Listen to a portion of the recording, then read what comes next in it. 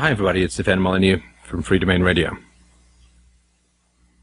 It is December the 16th, 2011, and one of the great fires of liberty in the US legal system has been snuffed out and extinguished. Outrage as President Obama signed off on a law to detain homegrown terror suspects indefinitely. Now American citizens can be arrested within the US and sent to Guantanamo if they're linked to Al-Qaeda or the Taliban. This link can be as tenuous as donating to a charity that turns out to have been a front in some means to some terrorist organization. And of course, this was from the president who had campaigned on the promise to close Guantanamo Bay. Now, of course, he's going to be extending and expanding the detentions in Guantanamo with homegrown US citizenry. I mean, this is exactly what the U.S. is continually telling other countries not to do, right? To respect the rule of law, to respect habeas corpus, to respect the right to a trial by the jury of your peers, and it is monstrous. It is monstrous, and this is so predictable. I mean, it is absolutely, completely, and totally predictable that the wars that you wage overseas will almost always come home to your citizens, right? Remember?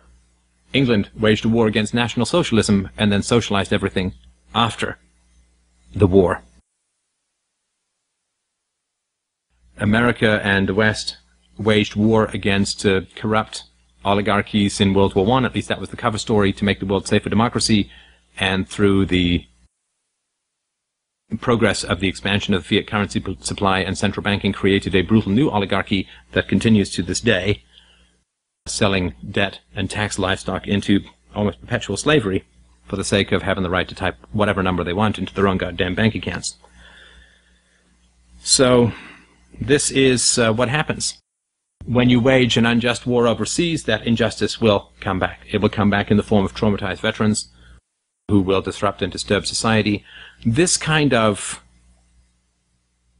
I mean, there's claims of victory in the war in Iraq, and the military operations are supposed to be ending, which means that basically they're going to continue off the books in the terms of hiring private mercenary companies to continue to brutalize the Iraqi population.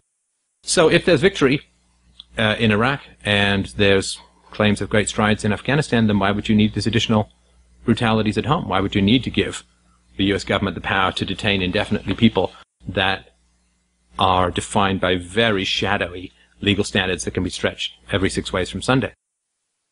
Well, I can tell you why I think this is the case, and time will tell. I've been pretty good in my the accuracy of my predictions to date, but it's quite simple. And I say this from some knowledge that I worked once with a military fellow who was still in the military, and back in the day, Canada slashed its government 10 to 20%, cut a lot of payments to the poor and to other dependent classes.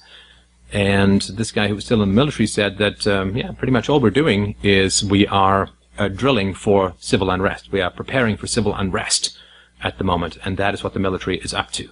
Because as they cut these government programs, there was great concern that there would be rebellions, insurrections, and so that's all the military was training to be done, was to be deployed against the citizens who are forced to pay for them. This has nothing to do with the war on terror. This has everything to do with a fear of discontent, of rebellion, of rebelliousness within the United States itself. This has nothing to do with the war on terror at all. And the reality is that the pensions for public sector workers are vastly underfunded, which means they're going to run out of money. Social Security has nothing but a dusty collection of IOUs in the treasury vaults, so they're going to run out of money for that. The teachers, they're going to run out of money for the teachers in the school system, which means that teenagers are going to be let loose on the streets with no supervision, who have all been traumatized by wretchedly bad miseducation. They're going to run out of money for prisons. They're going to run out of money for veterans. They're going to run out of money for the police. They're going to run out of money for all of this. And it is in the anticipation of being unable to pay the enforcers on the tax farm that they're afraid that the tax cattle are going to stampede the farmhouse. And so, yeah, you need these extra powers for fear of civil unrest within the borders. This is a story as old as time. You brutalize people overseas, you always end up having to brutalize people at home. It's natural. because brutalizing people overseas creates a traumatized and indebted population and a dependent and bribed population, bread and circuses, bread and circuses, bread and fucking circuses, just like ancient Rome. Bread being welfare, circuses being publicly funded sports and reality television. Which is an oxymoron if I've ever heard one. You brutalize people overseas, war is a scything boomerang that always comes home, that always comes back. You throw it and it returns.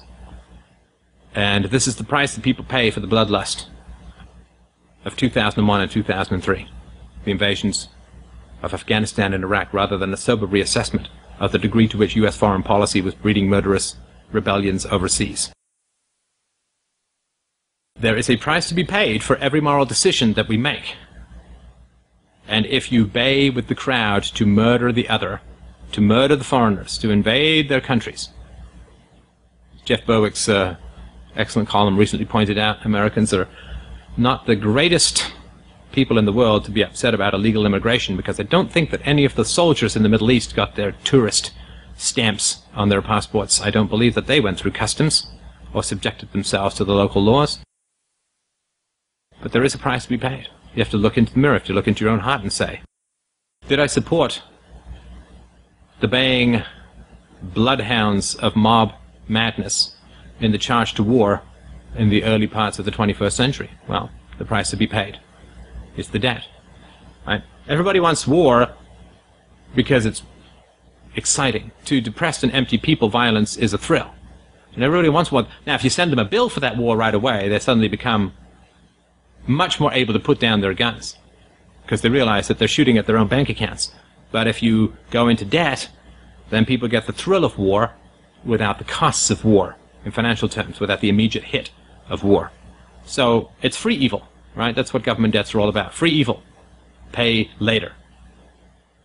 Well, now is later. Now is later.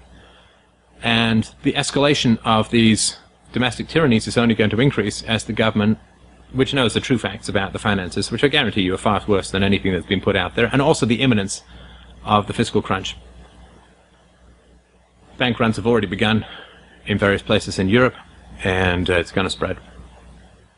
And so, yeah, they're going to be unable to pay off the dependent classes, and if Americans, of course, are very well armed, so the government is going to have to start putting more draconian measures in place. I mean, that's just natural. You know, when the cows start charging the fence, you electrify the fence. And you have to. What's your option? Become productive yourself? No, of course not. And so, my thought about this is that I believe that the final and most damning moral condemnation is going to fall upon us who know the most about this, depending on the degree to which we are willing to act with great strength and moral clarity of purpose in the face of these descending storms, the black-cloaked satanic wings of these falling Nazgul, these Stukas of totalitarianism that are coming buzzing down on the largely blind villages below. That is our responsibility. If you are the doctor and you have the cure, it is your fault if the plague spreads, no matter what you have to do to get people to take their medicine.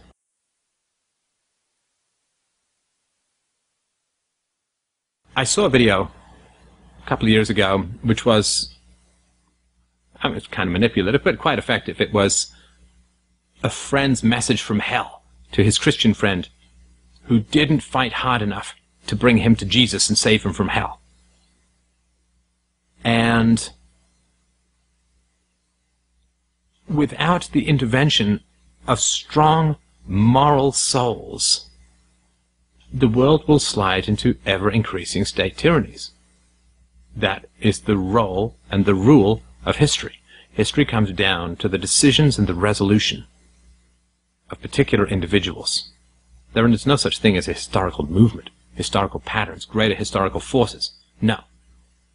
It comes down to how deep you are willing to plant the cleats of your integrity and resolution and stand before the storms of social disapproval and attack and condemnation and resistance and skepticism and scorn and contempt and mockery if you are willing to stand in the face of those storms until the world begins to rotate around the deep truths of your own propositions, then the world can be saved. And in the absence of that, you will simply be blown into totalitarianism along with everyone else.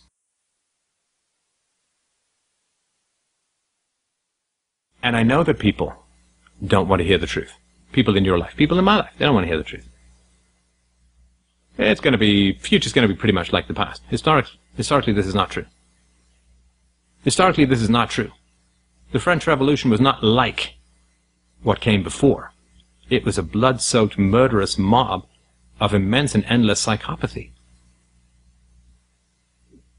The growing liberalization, end of serfdom, the growing liberalization of Russia, the early part of the 20th century, did not slowly progress, rolling gently like a blown dandelion up the sunlit hill towards the shining city in the hill called modern freedom, capitalism, and democracy. No. It became a blood-soaked grave, a brain-mashing, communistic harvesting of all souls who stood in the way of the extension of state power.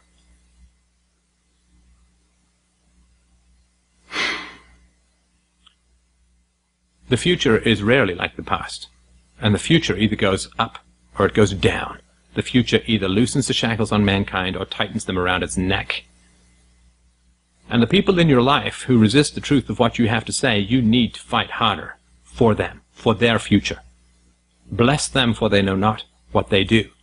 And if you fail, and if you fall, and if the jackal blood swastika hounds of statism ride past you and under the throats of those who you could have saved, I think with their last breath they will damn you for not fighting harder for them. Although they resisted you, although they fought you, they will still curse you.